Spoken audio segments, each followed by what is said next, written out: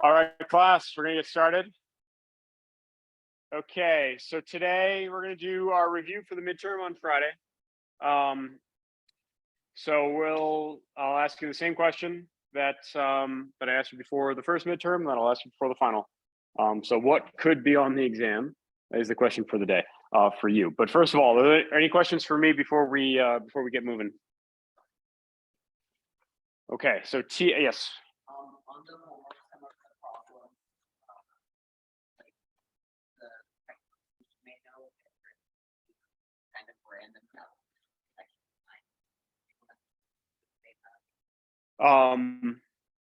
What do you mean? One of the problems there that given a 0.3 from the chart, the chart actually gives 80% and 0.5. Yeah, I mean, so in that question, yeah, that's with the conical exit, right? Well-designed conical exit. Well designed, meaning it's not all the way at the top of the range, and you're meant to just choose something in the center of the range as representative of what kind of benefit you would see from doing that. Yeah. Yes.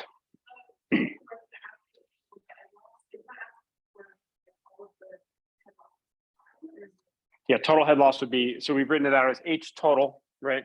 So we often write H tot, it'd be HF plus sum of K.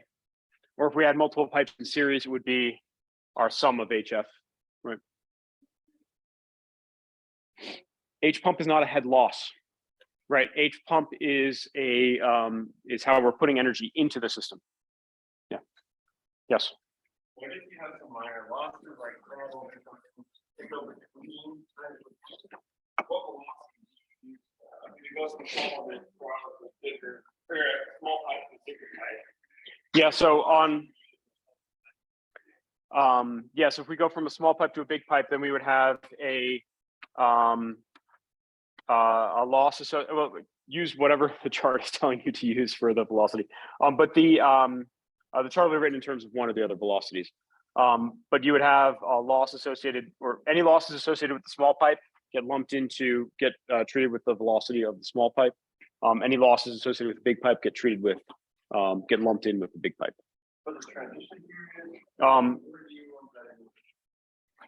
I have to check how it's defined in the table in your textbook.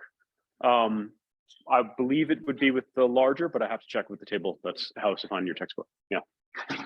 Okay. Other question? Yeah. I guess that's part of the questions on the exam is whether or not they're iterative.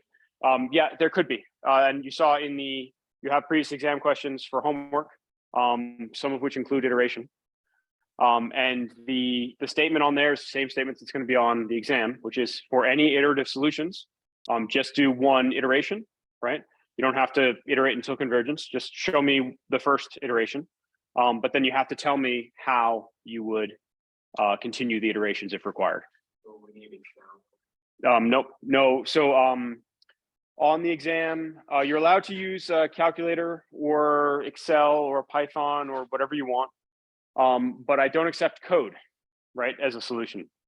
So you have to write out how you're doing all of the problems. Okay. Yeah, so I'm not expecting you to iterate to go through spend your time going through a whole bunch of iterations. Just set it up, tell me what you would do, and that's sufficient. And then if you need that answer for another part of the problem, you can just use the answer from that first iteration to do the rest of it. Okay. All right, other questions? Yes.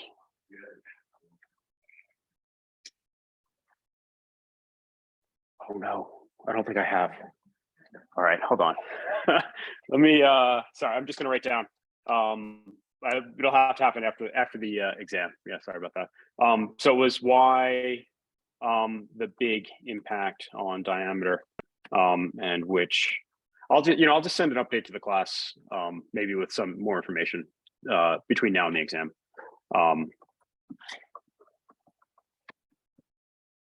Sorry about that. Yeah.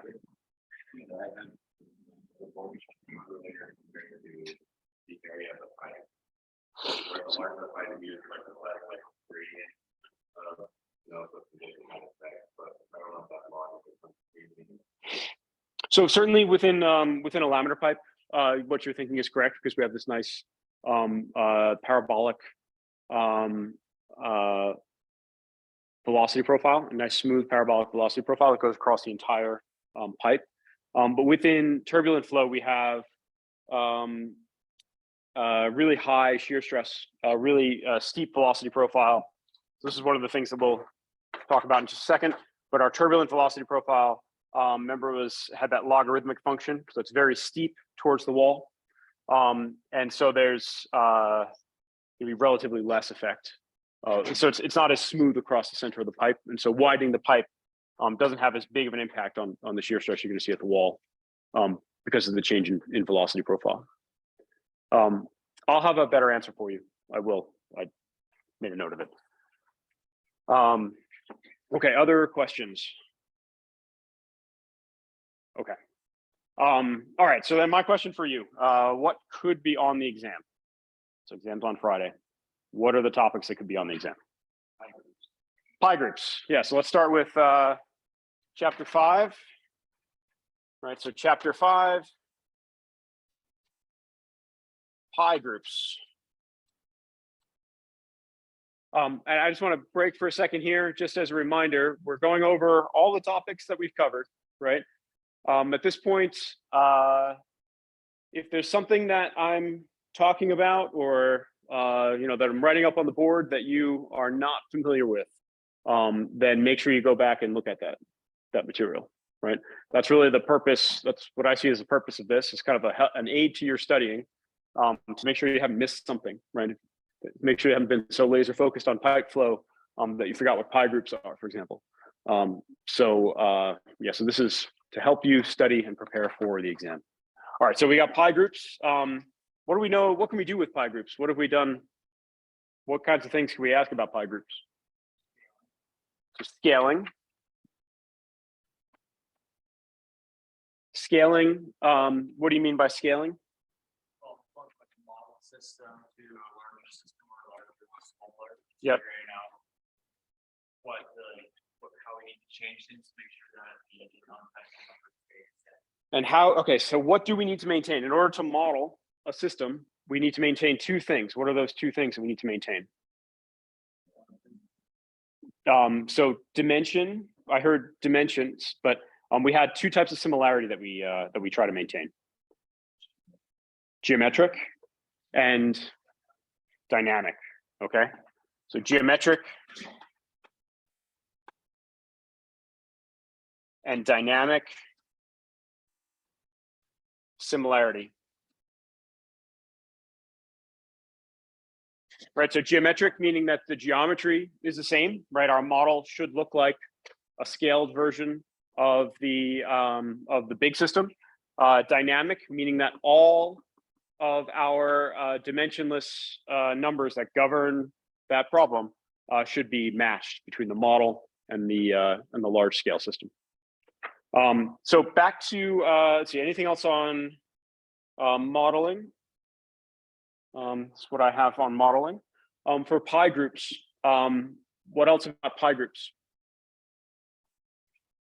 What kind of problems did we solve about pi groups? Yeah. Yeah, so finding them. Yep, and finding how many. Right. And this is kind of the core of our dimensional analysis, right? Was basically from just looking at the functional form of some relationship, or some physics relationship, or something in fluids. We can just look at the dimensions of all the variables involved and determine how many dimensionless parameters control that flow or that physical situation. And then we went through a procedure to actually find them, right? Given, again, just the variables that are involved. What else did we cover? Chapter 5. One homework problem that I think many of you didn't like had to do with the volumetric flow rate through a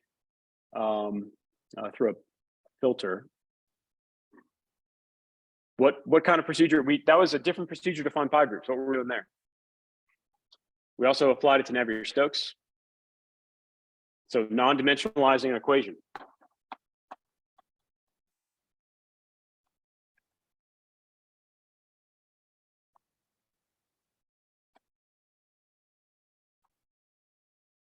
Right. So remember, if we're given an equation that governs a given problem, we can rearrange it into, if it's in terms of variables, we can rearrange it into dimensionless groups. We can also apply scaling to each one of the variables in the expression and use that approach to develop our dimensionless groups. So that's how we develop the Reynolds number, right, from Navier-Stokes. Okay, what else? So I have dimensionless numbers, which we've talked about before.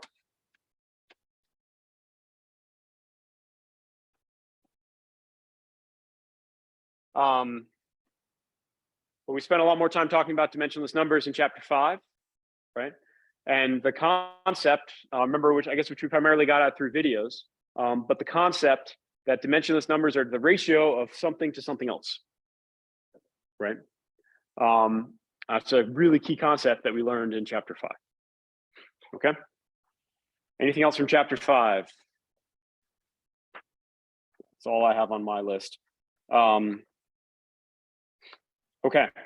All right, so moving on. The other chapter we covered since midterm 1 is chapter 6. So what kind of topics do we have from chapter 6? Yeah, so all of chapter 6 is internal flow. So chapter 6.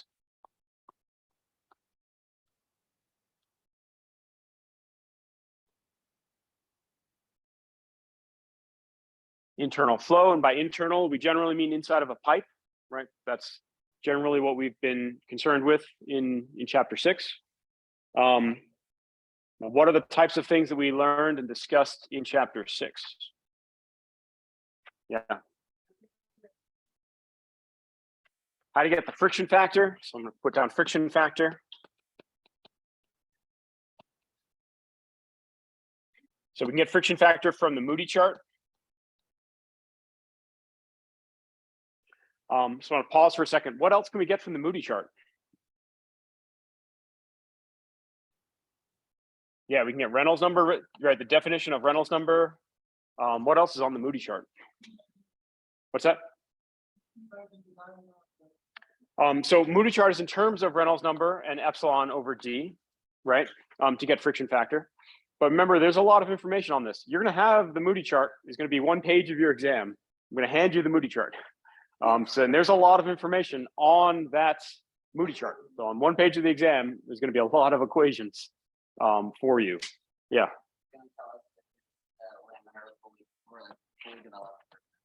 Yeah, so we have laminar, transitional, and turbulent are defined on the Moody chart, right? So if we look at our, you think about what our Moody chart looks like, we have laminar flow relation, right? Over on the left-hand side at low Reynolds number.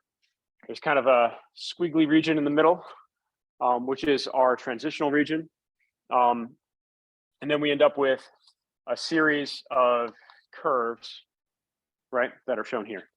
We'll talk for a second about what all those curves are, but there's some more information that's on here on the Moody chart itself. Moody chart will tell you the definition of friction factor and head loss due to friction, right? That equation is on the Moody chart. The Reynolds number for, let's see, for different air and water flows based on just knowing the velocity and diameter, that's computed for you on the Moody chart, right? So the HF definition, RE calc for air and water, all of that is on there. And again, this is a standard reference material for fluids. I'm gonna hand this to you on the, with the exam. Okay, so just know what's there. Okay, so about the Moody chart. Is the Moody chart for laminar flow or turbulent flow? What does the Moody chart cover? Both, right? Moody chart has both. Is the Colebrook equation for laminar or turbulent flow? Yeah, so the Colebrook equation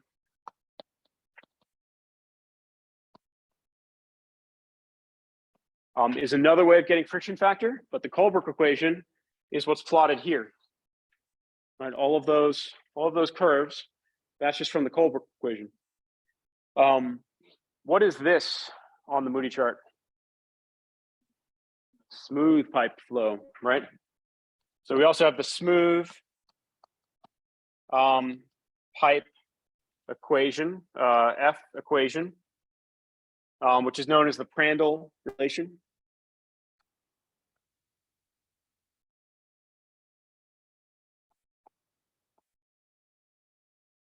Developed by Prandtl for smooth pipe flow. We went through theoretically where this came from. We'll talk about velocity profiles in a second, but we talked a little bit more about where this comes from theoretically. I guess I really should have circled this region for Colebrook, because what is this region out here? When we get to really high Reynolds numbers, remember all these lines become flat. So what does this region out to the far end of the Moody chart mean? It's fully rough, yeah.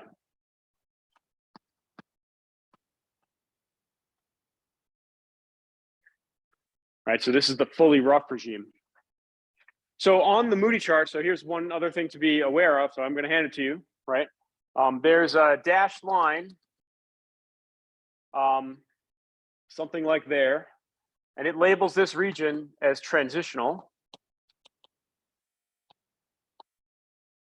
Is that transition from laminar to turbulence? No, when it says transitional, what does it mean here?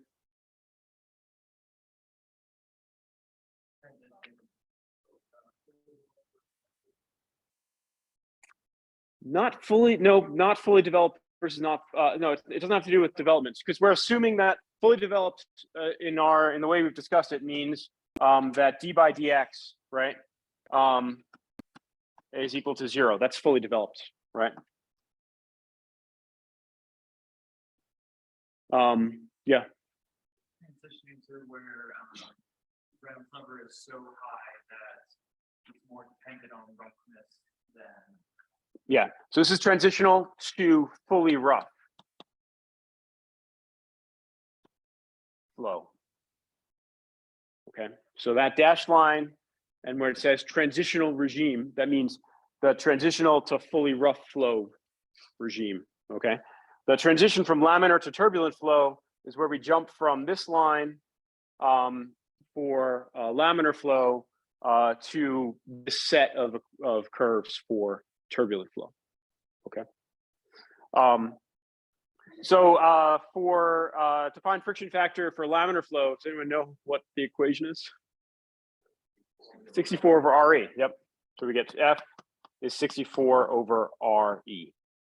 Okay. It's the equation for laminar flow. So we have friction factor in laminar flow as well. We also discussed so Colebrook equation.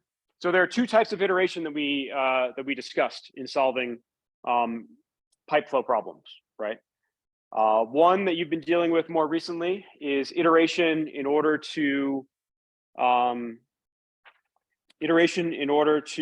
find or simultaneously solve for friction factor and velocity, for example, or friction factor and diameter, right? So that's one type of iteration.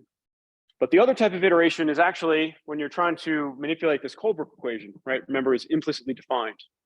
And so historically, this would be solved by iteration, or what's the alternative that we can use that does not require iteration? Yes, we have explicit forms of Colebrook. We're out of space already. So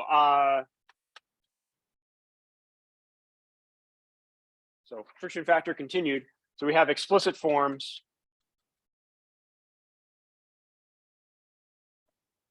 of Colebrook.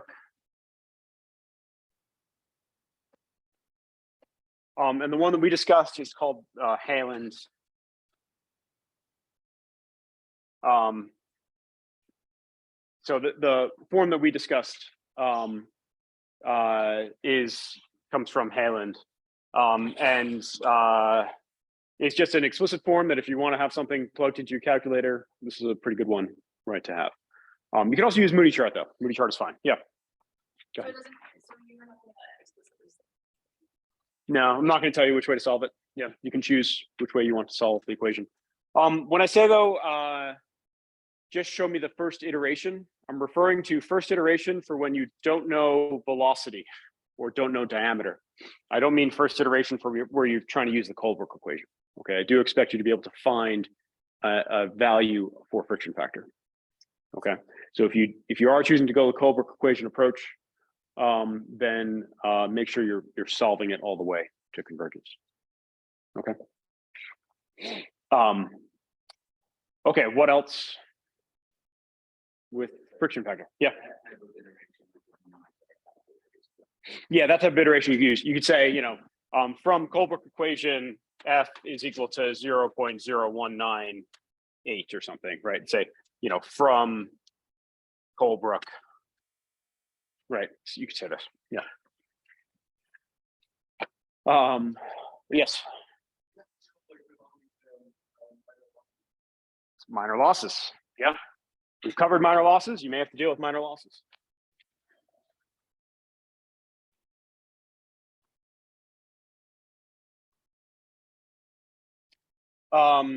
What do we know? So, and for minor losses, we typically are going to be looking up Ks, right? So sometimes they're given in tabular form, sometimes given in graphical form, right? You have to solve, you know, for some ratio or some dimensionless parameter or something to look up your minor loss coefficient, right? Yes. So we can start provided on then, or could we at least get like a list of the charts? Yeah, I try to give you everything that I can think of that you need at your fingertips on the exam, and you'll see that on the practice exams from previous years. You know, I think it's worthwhile having things bookmarked, right? Just so you know where things are. But especially if there are tables in the textbook that you're using all the time to solve problems, you should probably have bookmarked, or equations or things, right? You should probably have a bookmark. Yeah. Sorry.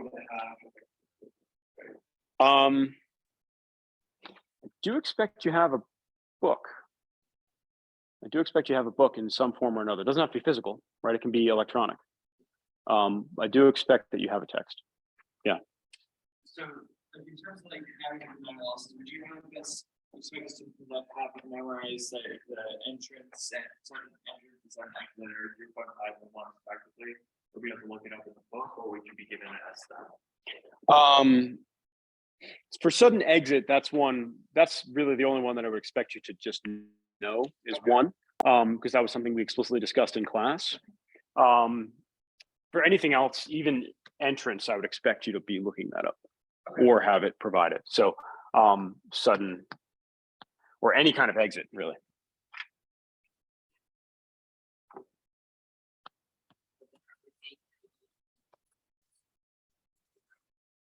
Any exit that's not submerged. No, any exit, period, is one. That's what we're saying that this is portfolio. Like if you have like one like the key above it and it's like spewing it out. You're still losing all your kinetic energy at that exit. So what? You still lose all your kinetic energy. So exit K is equal to 1 means that you're losing all your kinetic energy. And you're still losing all your kinetic energy if you're going into nothing. So exit K is 1. Because when like the velocity keep going, as long as you're not like paying attention to like after it leaves, like it's like when it's just leaving it, if it's not going to submerge. Yeah, I guess it depends on where you draw your you're drawing your energy balance too. That's correct. Okay. So if your energy balance is immediately so if you have flow coming out here and this is where your exit, where you're doing your energy balance to, there is no exit yet at that point. Okay. Yeah. Let's say we're flipping into a tank. Yeah. If we have a tank here, then we have this K of 1, right? Because if we have a tank here, we're probably going to be doing an energy balance to the free surface of the tank. right? And so we have to consider the energy loss from here to here. So then the loss coefficient for the exit from the pipe would be 1. Oh, if we're still in the pipe, then you haven't encountered the loss yet, right? And so if you're if this is where you're taking your energy balance to, right, then you haven't yet encountered that loss. And then we'll mark the one problem that has that non-linear affected and push the Yeah, because I drew the second point here. Okay. Yes. And so like if we were to like have the second point be in the reservoir, we don't have to account for the change in potential energy from it going on. Yep. You would have to definitely account for the change in potential energy. Okay. And yeah, so the K accounts for the fact that you're losing momentum, you're losing kinetic energy here. That's right.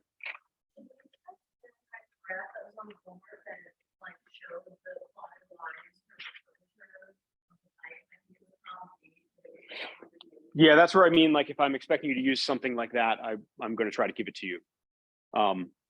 I do also expect you have the textbook handy, right? Like there may be a solution. I can't foresee every way that you're going to try to solve a problem, right?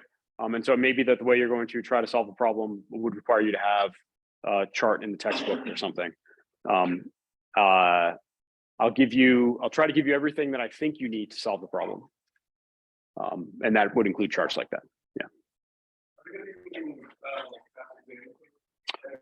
Yeah, past exams from 2019, 2021 have been posted. Solutions will be posted tomorrow morning because there are some, the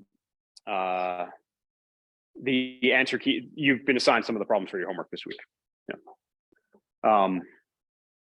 Okay, what else on this? Okay. I want to come back to friction factor for 1 second.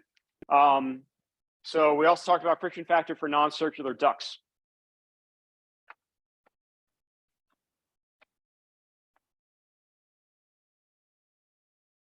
Right. So remember we have hydraulic radius, right? When we're dealing with a turbulent flow, we can use hydraulic radius and just, use Moody, Colebrook, whatever it was. Does this work for laminar flow? Right? No, for laminar flow, we want to do, we're going to need to find or the error could be pretty significant if we just use the 64 over RE expression for laminar flow. And so we would use another solution, like a known solution, depending on the shape of the duct. Okay, so for turbulence versus laminar flow, how we handle that for non-circular ducts.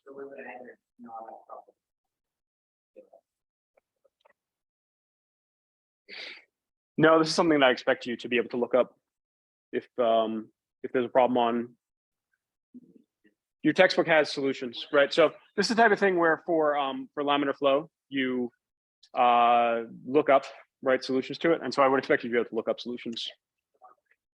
Just so I wouldn't expect anything. Yeah, the textbook only covers triangle, rectangles, flat plates, right? Yeah. Yes. Flat plates and sorry, between two plates is internal flow. Yes. Got it. Okay. What else? Anything else on friction factor before we move on? Okay. Okay. So we had solving pipe flow problems, right? So using friction factor to solve pipe flow problems. So one aspect of this is how we include minor losses, right? So how do we include minor losses? Yeah, so we have an expression that we include minor losses. Yeah, just the equation for H where it's V squared over 2G, and in parentheses you have the friction factor times L by V. Right, so we had our total head loss, right? V squared over 2G FL over D. So this is where that friction factor comes in, plus the sum of K, right? And so part of the one of the homework problems from the previous exam asks, when can we ignore the minor losses, right? So when can we ignore minor losses? Jenna? Yeah. So if sum of K, right, is much less than FL over D, ignore minor loss. Okay, but let's say we have this for our head loss. Yeah.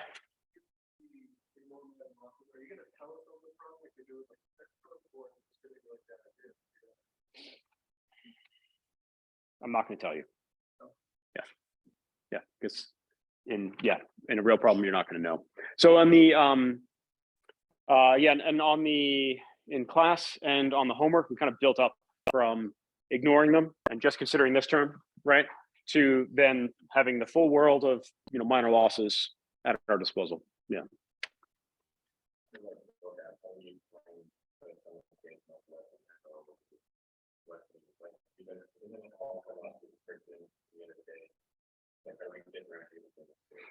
So this is the frictional, this term here, this is describing, I mean, we could almost have your own, like a new non-dimensional parameter would be K over FL times D, right? This is like a pi group. This thing now tells you the importance of minor losses relative to the frictional drop within your system, right, within your pipe. So these are frictional losses within the pipe itself, right, the straight runs of pipe, and these are frictional losses within the within all of the components and fittings. Okay, so these are both frictional losses. These are both frictional losses, but they're coming from different places. Does that make sense? Yeah. Yes. So when we say much less than, what does that mean? 10. Less than 10, less than a factor, so a factor of 10. This means like roughly, it's at least a factor of 10 less. Okay, yeah.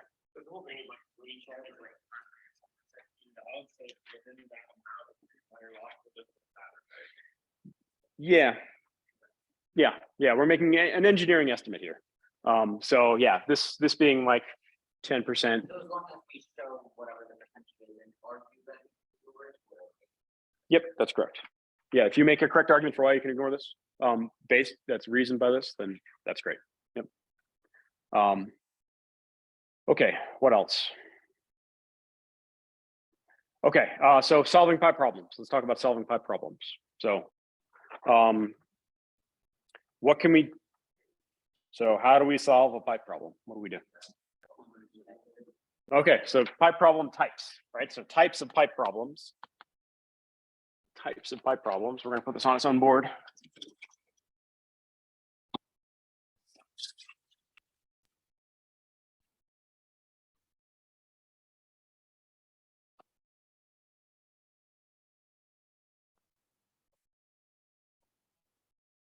Okay, what are the types of pipe problems that we might encounter?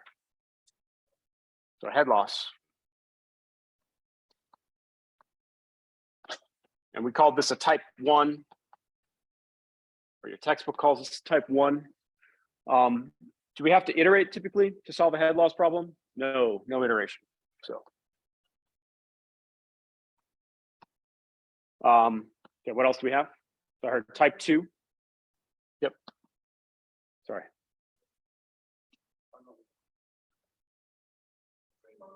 Flow rate, yes. Flow rate or velocity. Do we have to typically iterate for this type of problem? Yes.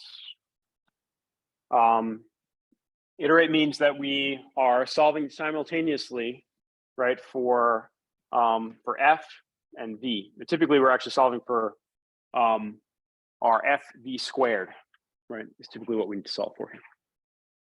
Yes. What's that? A pump. Yeah. So a pump could actually be a type 1 or a type 2. Right. So either of these could be pump power.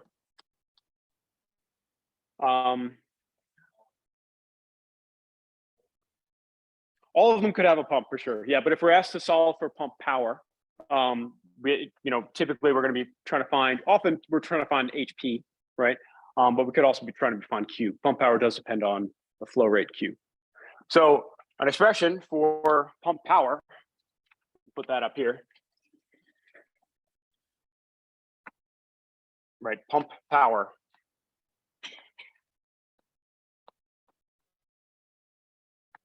Right. Remember how we can find pump power in terms of HP. Right. Actually, related to that, how HP is related to pressure, or how head, let's say head loss due to friction, is related to pressure. Right. So remember, we've been writing all of our energy balances typically in terms of head, but we can figure out what the equivalent pressure is, right? So when we say that there's a head drop across a section of pipe, that we can figure out what the pressure drop was across that piece of pipe as well. Yeah.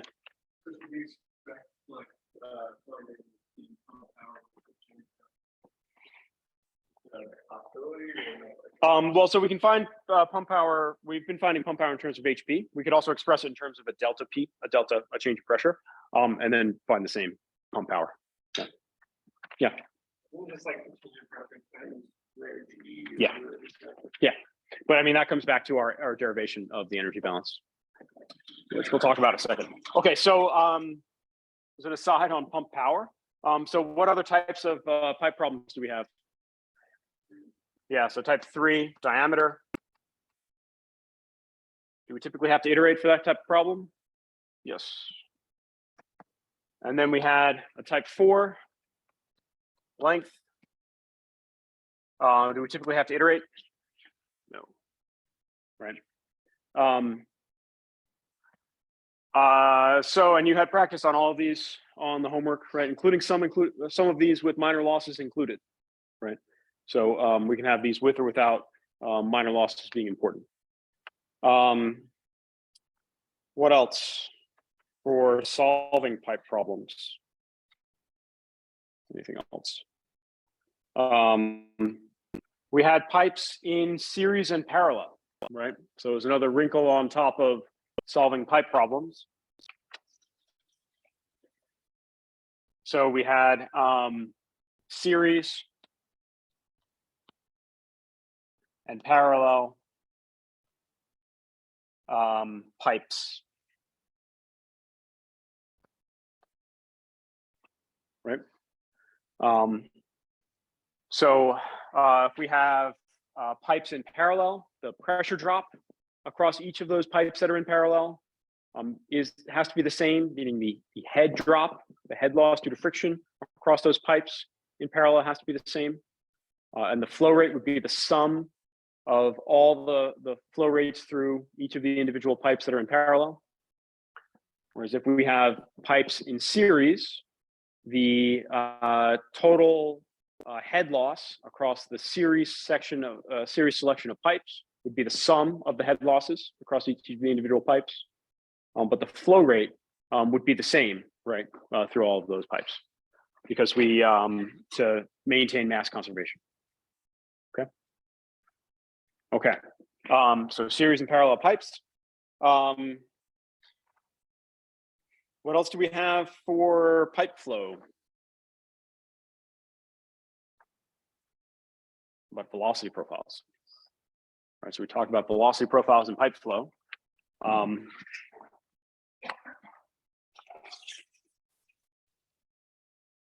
So velocity profiles.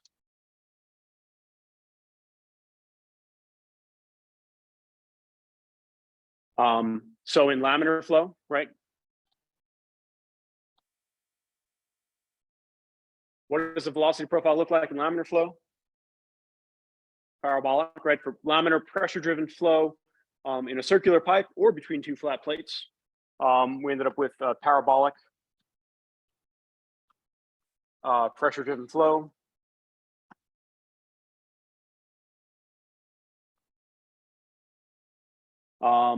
Is that what the velocity profile looks like for turbulence? No, right? So for turbulent flow, what's that? It's flat. It's much flatter, right? It's flatter, it's logarithmic.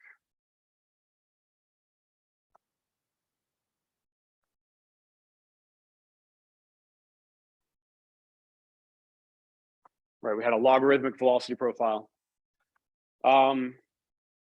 So that means, for example, the shear stress at the wall is a lot higher in turbulent flow than in parabolic flow. So related to these, what can we do? If we know the velocity profile, what can we do? What can we find? What's that? Yes, let's say you know the diameter, you know the velocity profile. What are the things that you can find? Yeah, so we can find average velocity. What else did we find? Shear stress.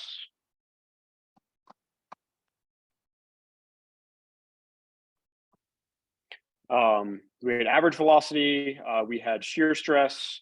You can find the max velocity. You can find the flow rate.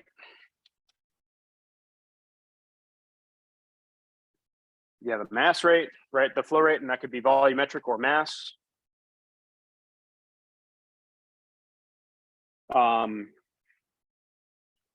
Right, all just from knowing that velocity profile. Yes.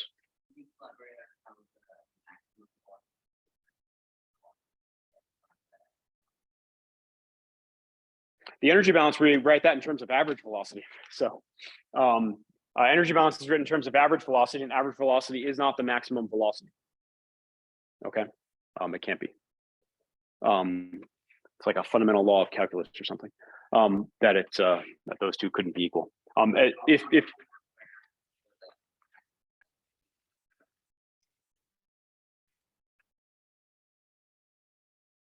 was that the true false where it's asking about the wait, which one was asking for the max velocity? Yeah, so yeah, you'd have to find the velocity profile and plug in to find the maximum velocity for flow at a pipe would be at the center line. Yeah, or you can write the I mean, we know what these profiles are, right? We solve for laminar flow profile. We solve for the turbulent flow profile. So you have those. You can look up you get the equation. Yeah, yeah. I wouldn't expect you to rederive these things on the exam. Yeah. I'm not asking a question. I'm not asking a question. I'm just wondering, like, it's simply like you drop it like 50 meters, but then the pump can apply 100 meters of the drop. So to find the maximum velocity, do you use the 100 meter like pump thing and assume that it's pumping over the head drop? Yeah. So so you would assume then that it would have. Oh, you're talking about. Sorry. Yeah. So maximum velocity across the profile would be from the velocity profile. But when it's saying what is the maximum velocity you can push through the pipe, that's just that's just from here. Yeah, that's correct. Yeah, sorry. Sorry about all of the head possible is being dropped from 13. Yeah. Yep, which in that case would just be 50 meters. Okay. What else did we have? Yeah, it's the maximum average velocity. What else do we have from velocity profiles? Anything else? So where did our turbulent velocity profile come from? What did we do in order to get to the turbulent velocity profile? We had to solve, we use Reynolds averaging, right? Navier-Stokes, yep. And I'm fully out of space. Let's see what I got. All right, we're just gonna erase chapter 5.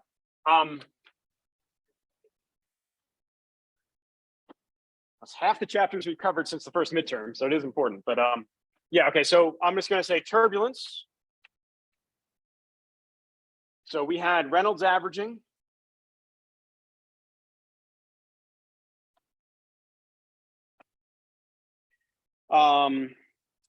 Turbulent velocity fluctuations.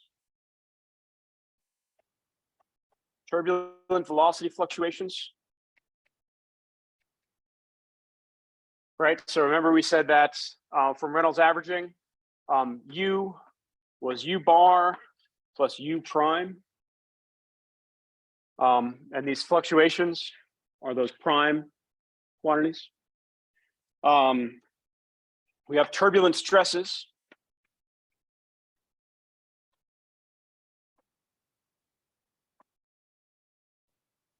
Right, remember we had like rho, U prime, V prime, mean.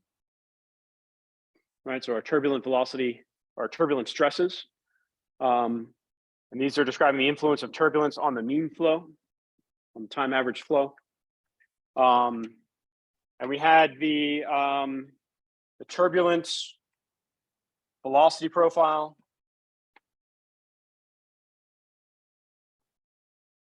Near a wall.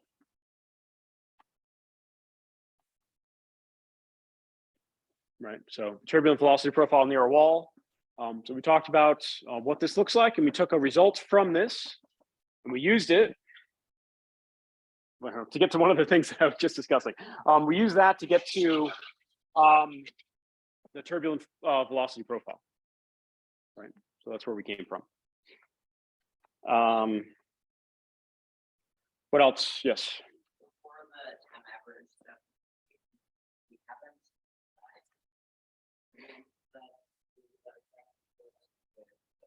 So this is more conceptual, right? This is more concepts about where this comes from. And so anything on this would be, yeah, typically be a true false question. Yeah. Or a conceptual part of a bigger question, right? But we didn't use this to solve problems, but these are concepts that I expect you to be familiar with. So transition to turbulence is another important concept, right? So transition to turbulence. So it's going to be RE sub D is what's the Reynolds number based on diameter? Rho U. Yeah, we're going to rho V D over mu. We also sometimes write that as V D over nu with the kinematic viscosity. And the transitional number, transitional Reynolds number, so RED transitional is going to be about what? Yeah, 2300.